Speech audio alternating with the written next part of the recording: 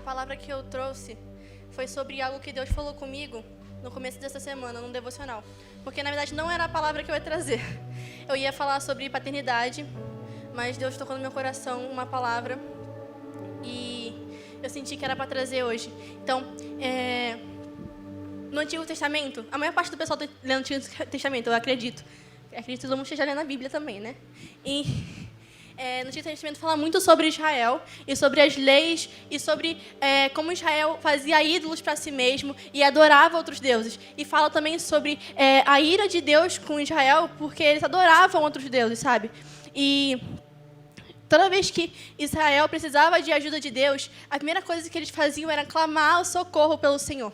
Porque, apesar deles terem deuses, no fundo eles sabiam que o único que podia ajudar era Deus. Porque senão eles não teriam pedido socorro para Deus. Eles pediriam socorro para os deuses deles, mas eles pediam socorro para Deus. E Deus, um pai misericordioso, mandava um líder para eles. Um líder para ajudar eles nos problemas que eles tinham. E o povo de Israel vivia sempre em paz no tempo que esse líder continuava vivo. Mas quando esse líder morria, o povo de Israel virava as costas para Deus de novo e começava a adorar ídolos de outros povos. E aí, em Juízes 10, 6 ao 7, não precisa mostrar aqui não. Precisa não, agora não. Enfim, fala sobre os israelitas adorarem outros deuses e Deus falar com eles. E aí fala, como os israelitas abandonaram o Senhor e não lhe prestaram culto, a ira do Senhor se acendeu contra eles, e eles o entregou na mão dos filisteus e dos amonitas. Então, cara, Deus se irou contra Israel por algo que eles faziam sempre. Eles sempre viravam as costas para o Senhor. E aí, em Juízes 10, 16 ao 10, aí esse tem.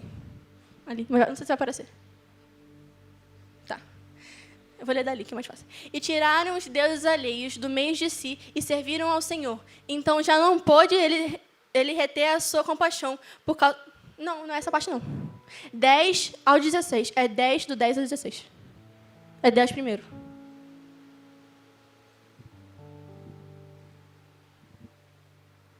Enfim, a gente vai ler daqui.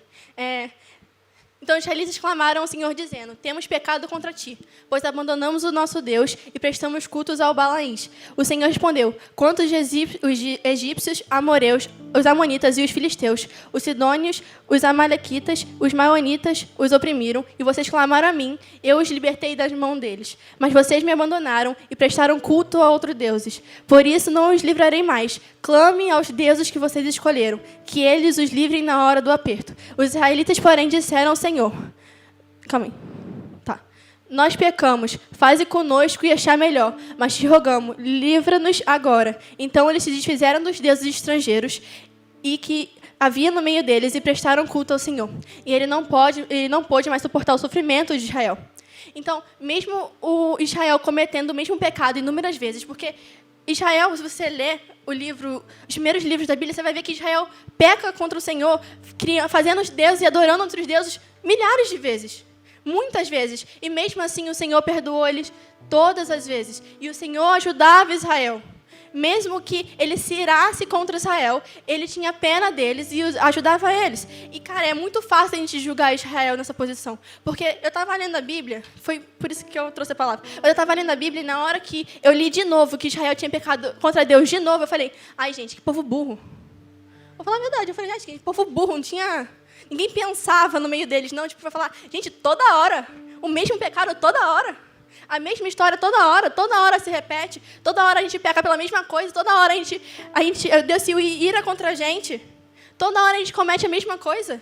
E foi quando Deus falou para mim, será que vocês não têm sido como Israel? Será que vocês não têm cometido o mesmo pecado toda hora e eu tenho perdoado vocês? Então, foi isso que Deus falou, quantas vezes eu falo, quantas vezes eu uso pessoas para falar com vocês, às vezes no culto de domingo, o pastor está aqui em cima e ele está falando sobre as coisas e Deus fala para você, pô, o negócio que você está fazendo está errado, porque ele usa a sua consciência para falar com você. Mas você ignora e continua fazendo o que você acha que é certo, não o que Deus fala que é certo. E aí, quando você precisa de ajuda, você vai correndo para o Senhor. E você fala, Deus, por favor, me ajude, porque eu estou precisando de algo. Você só procura Deus quando você precisa dele. Mas não é um relacionamento que Deus quer ter com você. Deus não quer só um relacionamento onde você pede e você não escuta ele. Ele não quer só um relacionamento onde você pede e você não gasta tempo com ele. Ele quer uma intimidade de pai e filho com você. Ele não quer um relacionamento onde você só procura ele quando você precisa de ajuda. Às vezes você tem sido como Israel.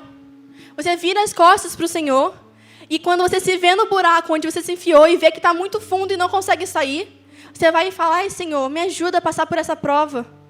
Me ajuda a passar pela tentação porque está difícil, o deserto está difícil. Mas quantas vezes o Senhor já te livrou disso e você continua fazendo? Então, em Deuteronômio 10, 12... Vai aparecer? Tá.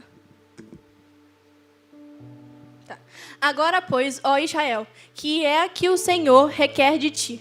Não é que temas o Senhor, teu Deus, e andes em todos os seus caminhos, e o ames, e o sirvas ao Senhor, teu Deus, de todo o teu coração e de toda a tua alma. É isso que Deus quer da gente. Ele quer que a gente tema Ele, Ele quer que a gente ame Ele, Ele quer que a gente ande nos caminhos dEle, e Ele quer que a gente sirva a Ele de todo o coração. É isso que Deus quer da gente, a mesma coisa que Ele queria de Israel, Ele quer da gente agora. Então, calma. E muitas das vezes a gente cria deuses para si mesmo. A gente escolhe prioridades, a gente prioriza coisas acima do Senhor. Quantas das coisas nós temos priorizado acima de Deus? Quantas das coisas a gente tem botado em primeiro lugar, quando Deus tem que ser nosso primeiro lugar? Então, em Mateus 24, 35 fala: passará o céu e a terra, porém as minhas palavras não passarão. Porque às vezes a gente escolhe as coisas passageiras, as coisas momentâneas, só pelo prazer. Quando na verdade a gente deveria escolher o que é eterno. Porque o eterno nunca passará. As palavras de Deus nunca passará. A estação que você está vivendo agora vai passar. A sua idade vai passar. As coisas que você faz vai passar. Mas a palavra do Senhor permanece a mesma. Então, para essa noite, eu separei umas perguntas. E seria legal o pessoal anotar as perguntas que eu vou fazer para chegar em casa e dar uma refletida sobre isso. Então, quem quiser, eu vou esperar vocês ligar o telefone. Foi? Tá. Então, as perguntas que você tem que se fazer. O que eu tenho priorizado? Segunda pergunta. Será que eu tenho virado as minhas costas para o Senhor? Terceira pergunta. Eu tenho negligenciado o poder de Deus? Quarta pergunta. Não, quinta. Eu me esqueci de onde o Senhor me tirou? Será que você se esqueceu de onde o Senhor te tirou? Sexta pergunta. Será que eu tenho sido como Israel? Agido como Israel? E a última pergunta é: eu tenho temido o Senhor, seguido o caminho dele, o amado e o servido de todo o meu coração? E é isso, gente. É isso que Deus falou comigo também.